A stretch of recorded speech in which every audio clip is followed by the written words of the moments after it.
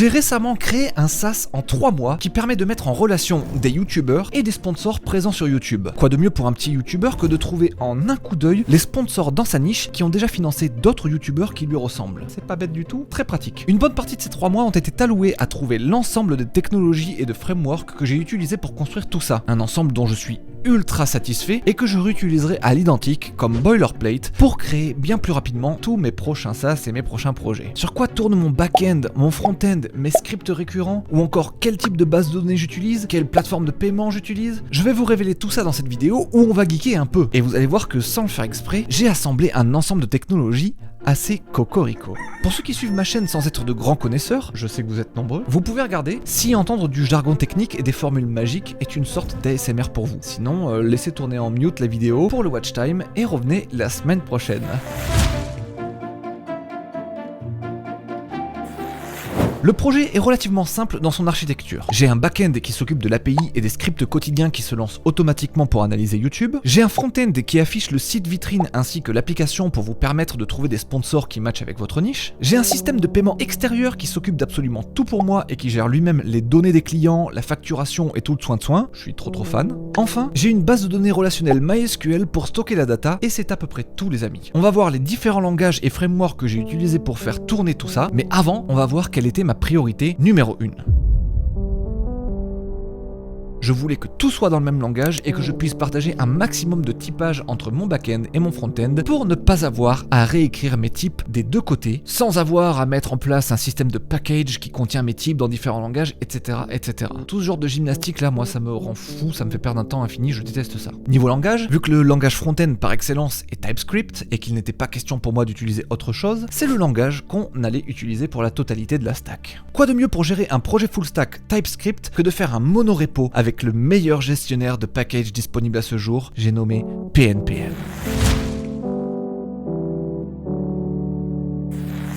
Jusque-là, un monorepo TypeScript, j'avais toujours le réflexe d'utiliser directement NX, car en fait ils sont spécialisés là-dedans et que ça vous évite de configurer plein de choses vous-même. Mais à cause de ça, le souvenir que j'ai de NX après l'avoir utilisé 3 ans chez Covery, c'est que la moindre chose me semble ultra compliquée à faire. J'oublie en permanence les commandes, comment c'est censé fonctionner, c'est vraiment une usine à gaz de zinzin et j'avais un peu la flemme de repartir dans toute cette mascarade là. C'est bien trop évolué pour le besoin que j'ai moi. Surtout qu'à côté, visiblement, dernièrement, PNPM permet de gérer les monorepos de manière beaucoup moins verbeuse que NX. Je dis oui, la bague au doigt direct. C'est avec ce doigt que je me marie moi. Assez rapidement, j'ai donc eu un monorepo depuis lequel le front-end a pu utiliser les types et les interfaces qui viennent du back-end. C'est exactement ce que je voulais, car encore une fois, je déteste avoir à recopier des interfaces entre projets ou devoir mettre un package à jour à chaque fois que je fais une interface. Mon front-end peut utiliser les interfaces du back-end, c'est cool, mais quel framework TypeScript j'ai utilisé pour coder tout ça ? Tout au long de mes 10 années d'expérience dans le dev, il m'a été donné de maîtriser les 3 frameworks principaux, Angular, Vue, puis le petit dernier, React. C'est dans cet ordre-là que je les ai appris. J'aime les 3 comme mes 3 enfants. Il m'est impossible d'en choisir un au-dessus de l'autre. Ils ont tous des petits trucs que j'aime et des petits défauts que j'aime un peu moins, genre le petit dernier une sale gueule. Toutefois, il me fallait faire un choix et sortant de 2 ans de React, j'avais bien envie de revenir sur Angular ou Vue. Surtout que React, même si c'est très bien et que ça fait à 100% le café, vous pouvez absolument tout faire avec et c'est très cool, moi c'est pas une manière de coder qui me vient très naturellement. La vérité, je trouve ça même un peu chiant et j'ai toujours l'impression de devoir me mettre dans un mood React qui n'est pas la façon naturelle avec laquelle je ferais normalement les choses. Je l'ai donc mis de côté dans mon choix final. Et c'est pas une excuse de mec qui sait pas utiliser React. J'ai utilisé pendant 2 ans dans un contexte pro, je pense que ça va, j'en ai fait plus ou moins le tour. Mais je sais pas. Alors vu que mon front-end allait propulser ma landing page et mon app, je voulais un truc qui puisse être bien référencé et puissant dans la machinerie. Il me fallait donc trouver une solution qui a un bon système de server-side rendering. Et moi, mes dernières expériences avec le server-side rendering d'Angular, ça me fait encore claquer des dents aujourd'hui. C'est donc tout naturellement vers Vue et son Nuxt 3 très plébiscité que je me suis tourné. Et de fil en aiguille, j'ai aussi utilisé leur UI kit que j'ai trouvé ultra bien fait, Nuxt UI.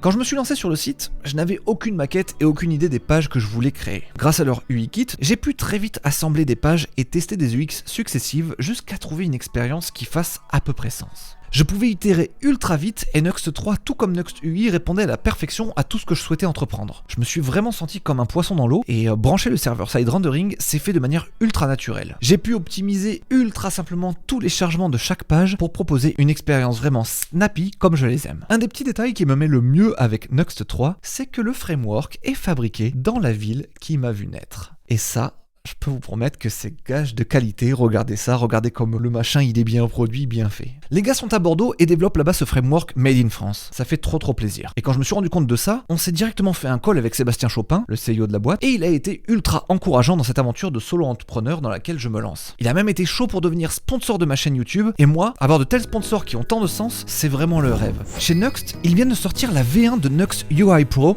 et c'est une géniale nouvelle car ça peut vous permettre, comme à moi, de sortir vos sites ou SaaS en un temps absolument record.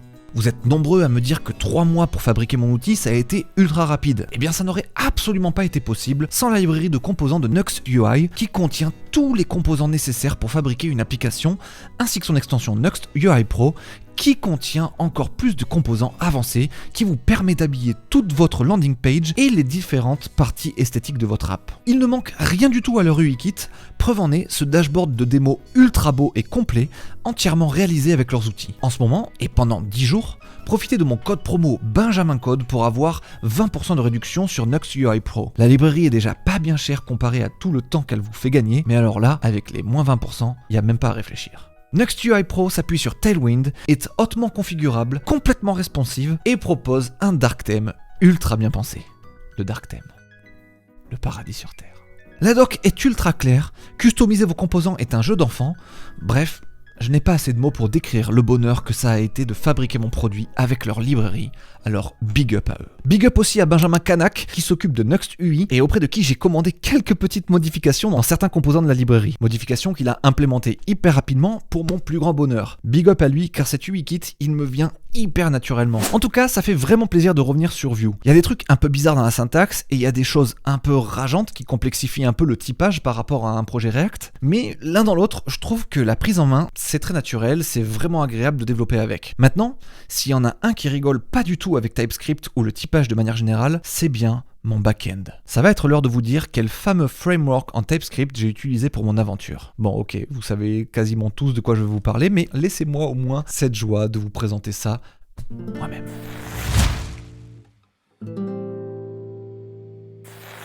Des frameworks back-end dont l'ADN est 100% TypeScript, il n'y en a pas 1000. Des frameworks back-end qui me rappellent mes merveilleuses heures de dev-back sur PHP Symfony au début de ma carrière, il n'y en a pas 1000 autres non plus. En fait, le seul framework back-end TypeScript avec lequel j'ai instantanément accroché, c'est Adonis.js. Avant ce SaaS, j'ai tenté de faire un autre projet avec Nest.js, juste pour voir. Tout n'a été que souffrance. J'avais un seum maximum contre les dev-back et je me disais que c'était des malades mentaux de faire des trucs aussi complexes qui n'ont aucun sens pareil. Ça me rendait littéralement fou et je retrouvais aucune des sensations ultra agréables que j'avais de développer mon back-end comme à l'époque sur Symfony. Là. J'étais vraiment triste. Je vous jure, ça m'a foutu des petites déprimes passagères. Mais il se trouve que j'ai dans mes amis un des maintainers principaux d'Adonis.js, et quand je lui parlais de mes déconvenues avec Nest.js, il me répétait tout le temps avec bienveillance tu sais Ben, tu devrais essayer Adonis, hein. Je dis ça comme ça. Hein. Mais comme je suis teubé, je l'écoutais pas. Puis un jour, je l'ai invité sur ma chaîne pour développer une application de rencontre dont vous avez peut-être entendu parler. Une application du nom de Boom Boom. Là, j'ai pu voir de mes yeux, sur un projet concret, la simplicité avec laquelle les choses se mettaient en place. Ça me rappelait d'un coup, étrangement, mes belles années sur Symfony. Et pour la bonne raison que Symfony a énormément inspiré Laravel, qui à son tour a énormément inspiré Adonis.js, mais en TypeScript. La voilà la route vers l'origine des temps. La route du bonheur que j'ai dès lors emprunté, la fleur au fusil. Merci Adonis, putain. Je vais pas vous mentir, épaulé de ChatGPT, la prise en main d'Adonis.js s'est faite dans le plus grand des bonheurs. Pourquoi me diriez-vous? Car à l'inverse de Nest.js où tout est modulaire et dépend de 1001 packages différents, sur Adonis, il n'y a pas 1000 façons de faire les choses.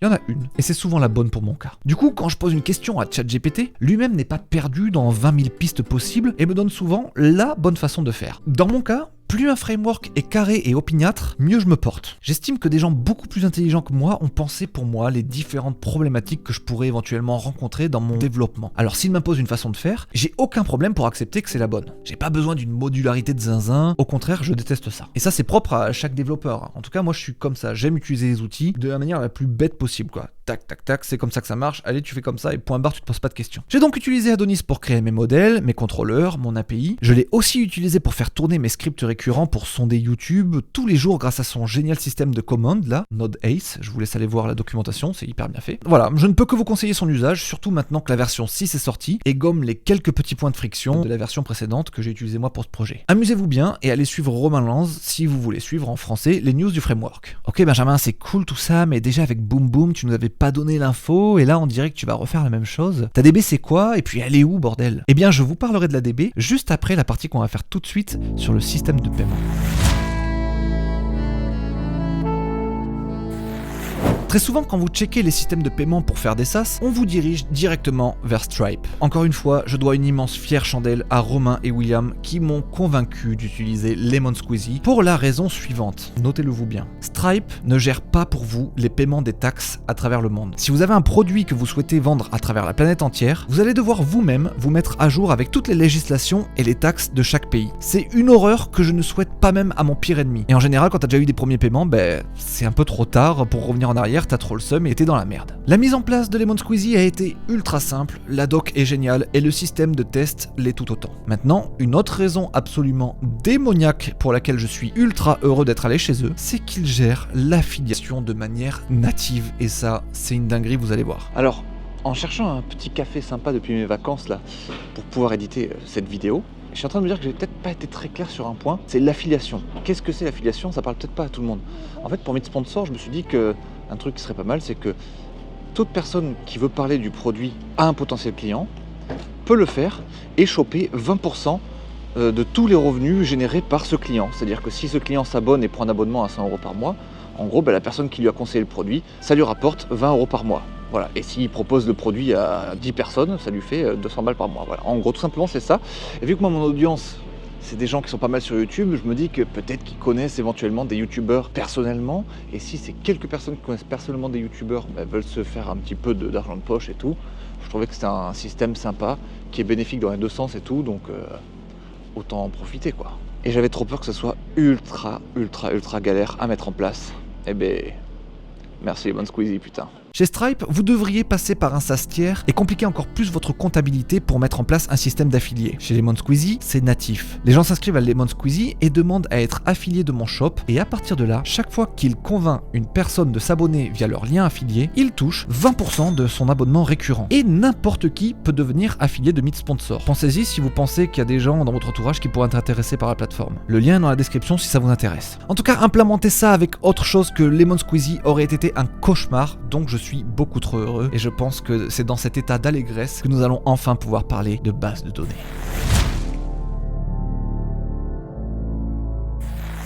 L'ADB les amis, c'est vraiment le truc que je ne veux pas gérer moi-même. Faire de la redondance, des sauvegardes, m'assurer qu'elle va pas tomber à un moment ou à un autre, me réveiller en sueur par peur de perdre toutes les datas que j'ai mis des mois à accumuler, des datas sensibles que je ne retrouverai jamais, qui mettront mes clients dans la merde, etc. C'est vraiment mon cauchemar absolu. Alors j'ai fait quoi? J'ai pris une DB dans le cloud. Elle est tranquillement hébergée sur PlanetScale, j'ai 3 copies par jour automatiques et toute une chier de features qui fait que la connexion est ultra rapide, ultra sécurisée et ultra confortable tout simplement. Je crois que ça me coûte genre 15 balles par mois et avant d'arriver au quota supérieur, je vais pouvoir builder une dizaine d'autres SaaS en toute tranquillité. C'est vraiment pour moi les 15 balles les mieux investies de ma life. Quelle tranquillité d'esprit les amis. Et ça me permet de déployer et redéployer mon ou mes SaaS sur les VPS que je veux sans me soucier de transférer la data, ça et là, etc. Mais ça, le déploiement, je vous en parlerai la semaine prochaine dans une vidéo dédiée à ce sujet. Voilà pour ma stack complète les amis, j'en suis 100% convaincu. Le seul changement que je ferai quand je lancerai mon prochain SaaS, c'est de mettre Adonis à jour sur cette incroyable V6. Sinon, tout est taillé sur mesure. J'ai passé beaucoup de temps à configurer les choses pour que ce soit archi agréable de développer avec cette stack. Et je sais que c'est la stack que je vais me traîner sur tous mes prochains projets, donc ça me faisait plaisir d'installer des fondations solides comme ça. N'hésitez pas à poser des questions dans les commentaires, ça me ferait plaisir de répondre à quelques questions techniques pour une fois. C'était Benjamin Code, ciao.